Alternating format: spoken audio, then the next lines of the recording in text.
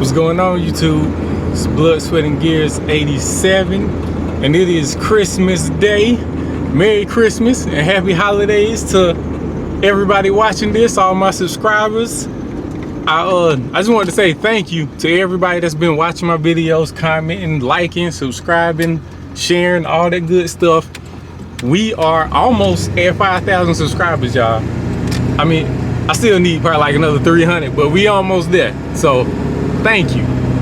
But anyway, today we about to do a little trapping, y'all. Down here where the pond is, I was seeing last year, like right as trapping season was about to come to an end, I was realizing that there's otters down there as well. Like, you know, I was setting up those traps trying to catch beavers, but I realized it's been otters down here too. They have been going into the pond and eating some of the fish that I've been trying to stock down there. I actually found some fish bones. It looked like the fish bones you would find on a cartoon. It was pretty funny. But that's when I realized that the otters are going in there and basically eating some of the fish that I've been stocking and some of the fish that my uncle stocked in there like years and years ago. So right now we headed down there to try to set a couple otter traps. And I also have a cage trap I'm gonna set to see if we can catch a bobcat. I've been seeing some bobcat sign down here as well. So I'm about to see how this thing goes. But it's supposed to rain a lot next week. So I think I'm not gonna set any of my like foot traps for the bobcats, because once it starts raining, I have to come down here and mess with those traps like every other day or so. But the water traps, you know, for the otters, which are basically gonna be in the water, it's not gonna matter. So I'm gonna go ahead and set those, and then probably next week, once the rain stops, I'll come back and set a ton of the foothold traps, see if we can't catch a bobcat that way. But today, we just go for the bobcats, I'm just gonna set a cage trap, because I think that might work and I won't have to do as much work to the traps if it rains on it. So I'm about to get out here and open this gate and then go down here, and I'll show you guys what I got going on. All right, y'all, so I'm down here at the pond. So I was just about to show y'all a couple little signs that there's stuff down here. See this right here, man, I'm almost for certain a beaver is doing this. I think this is like a castor mound that kind of uses to mark their territory. But I mean, you see the ponds right here, and then we got this, what I believe is a castor mound right here. But I don't think I'm gonna put a trap right here, because right now I'm kind of focusing on trying to catch otter. But I mean, I'm probably gonna catch a beaver, because a lot of the spots where I'm gonna place the otter traps, like the beavers clearly come through in the same spot. So it's probably gonna happen sooner or later. But I want to show you guys some of this otter sign that's over here. So, I mean, like I said before, last year there was like a whole fish right here, just like the skeleton from a fish. It looked like one of the ones you would see on a cartoon or something. But if you get over here, this right here, this is otter poop. And I found that from like looking online. Like, this poop has all of these scales and shells from crawfish in it. See, it's like a telltale sign of it being an otter. And then also, it's some fresh poop right here. I mean, it looks like super fresh, and it's got those same fish scales and shell from the crawfish in it. And another thing I read, they were saying that a lot of times the otters will like continually use the bathroom in the same spot, so they'll call it like a otter toilet. So it's looking like they come from the creek right here, they hop over and then jump into the pond where it's got a bunch of fish that can't get away, and then they go in there and catch them and eat them. So I'm pretty sure they're crossing over right here on this spot that looks like an otter toilet. So I have some 330s with me and some Magnum 280s that we're gonna set. And I also have, let me see here, got a couple foot traps as well. I think one of these is an MB-750 and the other one is a Bridger, I believe. Can't remember exactly which one it was now. I have to go back and look, but I'll put it on here. It's a Bridger number 5, maybe. I think that's what this is. But I'll double check to make sure. But that's I believe it's a Bridger number 5. And then this is a MB-750. So what we're gonna do with those is make some drowning sets. And I actually got some drowning rods right here made, and I'll show you guys how they work in just a second. But basically what they do is, let me see, we got this 10-foot piece of rebar and we got this stop right here. Now what that does is we have a I think they call it like a drowning lock. So let me slide it up real quick. All right, y'all. So this right here is a drowning rod, and we are going to attach the trap onto this drowning lock. And what happens is we're going to put that foot trap somewhere right here where I'm pretty sure they're crossing over. And once the otter steps in the trap, his first instinct is to swim away and to jump back into the water. So he's going to pull this lock right here down the rebar, and once he does, once he tries to pull it back up, it gets locked, and then it drowns him right there in the creek. So I mean, I'm really interested to see if I catch one on this thing. It's gonna be crazy. I've never caught an otter, period. So it's gonna be really interesting to see how this plays out. But what I think I'm gonna do, I'm gonna go over here and look for a couple more spots, because I literally have 2 330s, 2 280s, then these 2 footholds right here. So it is technically what, 2, 4, 6 traps that I'm gonna try to set like somewhere back up in here, see if we can't catch an otter. But I already know we're gonna catch some beavers as well while trying to catch the otters. But I'm gonna see how I'm gonna try to do this. I was thinking about putting 3 traps right here. Hopefully that's not overdoing it, because I mean, I literally only have 6, but I'm thinking about putting 3 of them right here. So let me get started, see how it goes. All right, y'all, I'm trying to do this where you can see it pretty good, but you get the idea. This is the trap once it's on the drowning rod. So what's gonna happen is, once the otter steps in it, he's gonna pull this down into the water, then he can't pull it back up, and they're gonna drown. So let me see if I can get it back up now. So basically, we're gonna have to drive the other end of it down into the bottom of the creek somewhere. Might have to move it. Just trying to show you real quick so you can at least see what I'm trying to do.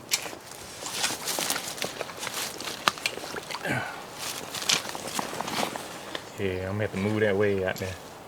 But once I get it in, I'm gonna put a stake through this little hole right here, this washer that we welded onto the piece of rebar, and we're gonna stake it down. And I'm gonna have the trap set like right here, where I figure they'll try to come in from out of the creek. And guess we'll see what's gonna happen. Set the trap before I put it out there.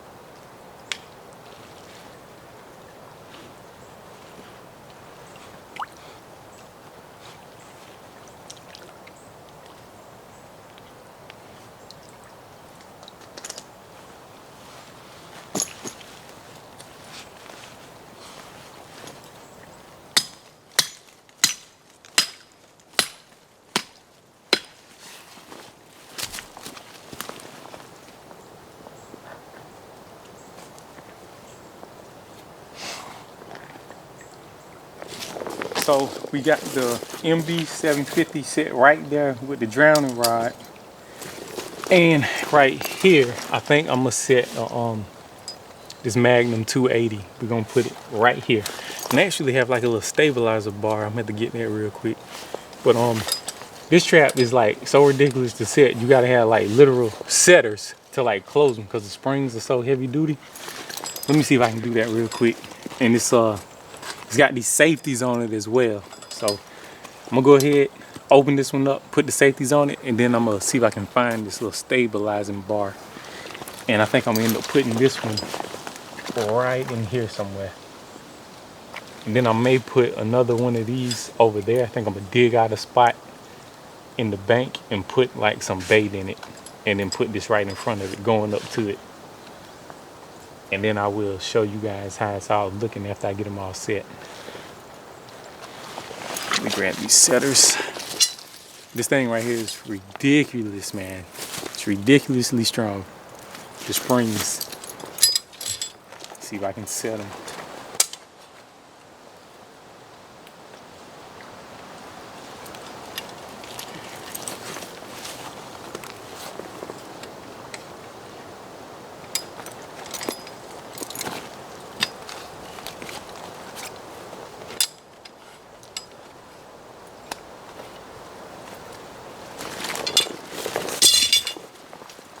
Now that I got these safeties on and the springs compressed, you can open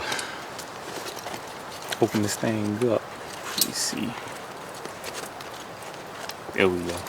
And even though they compress, it's still kind of tough to set this thing, man. Get these open. Then you have to squeeze it some more.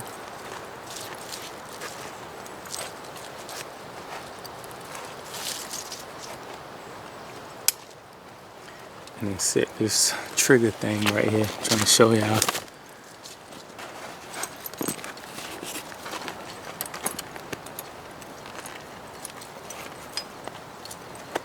You can set it on the first one or the second one. If you put it on the second one, I think it's got even more compression on it. So that once the triggers get hit, it's gonna like just crush it. So let me try to see if I can get it in that second one. A little bit tighter. There we go. So once this thing is set and those triggers are off, once something hits that, it's gonna set the trigger off. The trap is gonna like slam shut.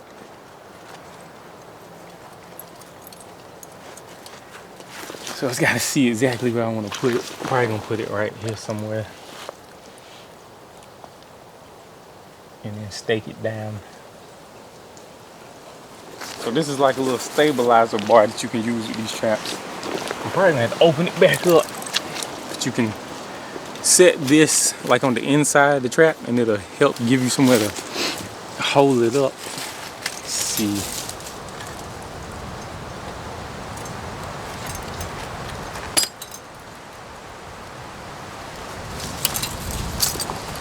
See this right here?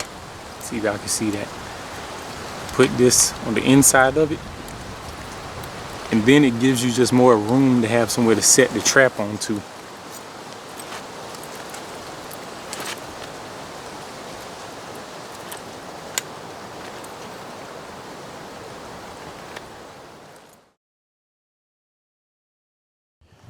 Alright y'all, so I got these three set. Got the foot trap on the drowning rod right there, which I mean you can kind of see it, but I don't know if it's gonna be a problem. Hopefully not. With that little open spot right there, they should see that and want to come through it. And then I got the other 280 right here. That's like on the little slide that they were using to come up in here. And over here I have a 330. And I like dug out a little hole right there, and I buried some baby shad, like some fish. I like buried it in a hole under the water behind that 330. So I think these three are done for now. And now that I look at it, I kind of think I should have put the 330 right there because it's bigger. and it gave them more of an open spot for them to want to try to go through. But hopefully it's gonna work out. Like I say, we got the 330 with the bait buried in the water, like in a hole up under it. 280 right here on the slide part, and then we got the MB-750 right there on the drowning rod. Complete amateur at this, so don't judge me. But hopefully it's gonna work out. And now let me go over here. I'm gonna set the last 3 traps. I think I'm gonna put that Bridger number 5. We probably gonna put it right here. Then I may set a 280 right down that little slide part. And then there's another slide back over here where we caught that big beaver last year. I may just sit a 330 in there. At least that's what I think I'm gonna do. But I've been out here a while trying to figure everything out. So let me get the ball rolling, and then I'll show you what the last 3 sets look like after I get them together.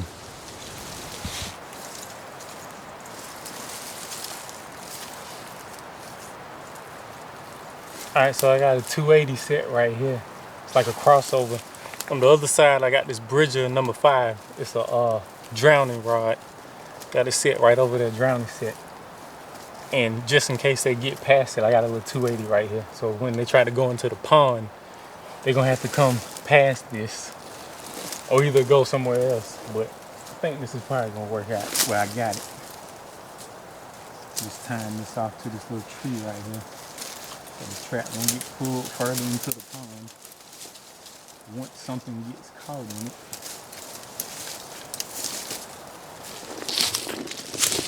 So got the 280 right there. Bridger number 5 right there with a drowning rod. So I'm about to go over, make the last 330, and then on the way out of here, I'm gonna set a cage trap for a bobcat. So let me go set this last 330. All right, y'all.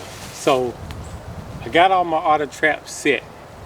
We got what, 2 Magnum 280s. We got 2 330s, a Bridger number 5, and a MB-750. I got them set like along this creek, and one of them is like on the side of the pond. But all of the traps border between this creek and pond. So we'll see how it's gonna go. I don't really know what I'm doing. I'm learning as I go and watching other people's YouTube videos and comments and tips I'm getting from people like on Instagram. So we'll see how this is gonna go. But I'll be out here to check them daily, and we'll see if we luck up on an otter or a beaver or see whatever we catch out here. And also I wanted to show y'all this. I used some otter lure. See this right here? This is another one right here that I use from Cavins. It's the Otter Lure Supreme. And this one, what's this called, man? Marsada's Lures, Otter Lure, number 900. And I also use some of this, some crawfish or crayfish, whichever you want to call it. Down in the south, we call them crawfish. Some people call them crawdads. But anyway, I use this oil and these lures like right around some of these traps. So we'll see what happens. I'll be down here tomorrow and every day after that to see what happens. You got to check these traps every day. I think the water traps, you can check them once every other day.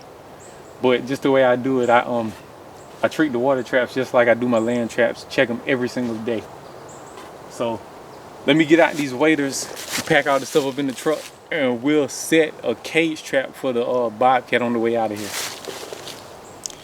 All right, y'all. I'm back here on the road to get in here where the pond is. And you guys see how thick it is on both sides of the road. And there's actually a creek like through all this thick stuff through the woods right here. So I think this is like prime bobcat habitat. And I've been seeing signs of them using this road. So I'm going to set some foothold traps like back on closer to the pond, maybe a couple in here. But since it's going to rain like several days next week, I just came and set up like a little cage trap. I put it right here. Now that thing blended in, it's like right there. But you see I have this duck wing hanging right here. If they see this thing spinning right here or moving around when the wind blows, that'll get the cat's attention, hopefully bring them over here. And then the trap is right here, and I have some like parts from a duck that's in the back of the trap, and then I have some feathers right here like leading into the trap. So that's like just eye appeal to, you know, they might see that feather, see this wing, and then see these feathers right here, and they'll end up finding the duck parts that are back there at the back of the trap. And I also sprayed a ton of bobcat urine like in the trap and around the outside of it. So I don't know if it's gonna work. This is not the ideal bobcat trap. It'll probably be better to try to catch them in a foothold, but I'm not gonna set those ones until probably a week from now after some of the rain has passed. But anyway, look at that, y'all. Oh, turkey's coming through. I was trying to wish y'all a Merry Christmas, and the turkey started sliding through.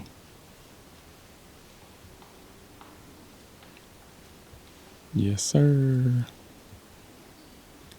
I didn't catch the persons on camera. Some had already gone by.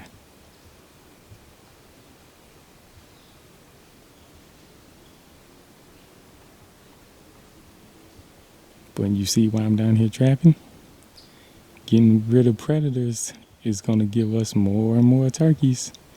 The more predators that I get rid of from down here, going to end up with more turkeys. But yeah, like I was saying, just wanted to wish y'all a Merry Christmas, man. And I wanted to say thank you to everybody that's been watching my videos, liking, and subscribing. So I'll keep y'all updated on how this trapping thing is going. And then hopefully in a week or so, we'll really get after it. I'll put some Duke DPs out so I can catch some raccoons. And I'll set some footholds, see if we can't catch some coyotes, some bobcats, some good stuff like that. But anyway, it's Blood, Sweat, and Gears 87. Y'all can like, comment, subscribe, hit the notification bell so you'll be notified when I'm posting everything and when I show y'all some of the catches. And I'll holler at y'all later. Peace.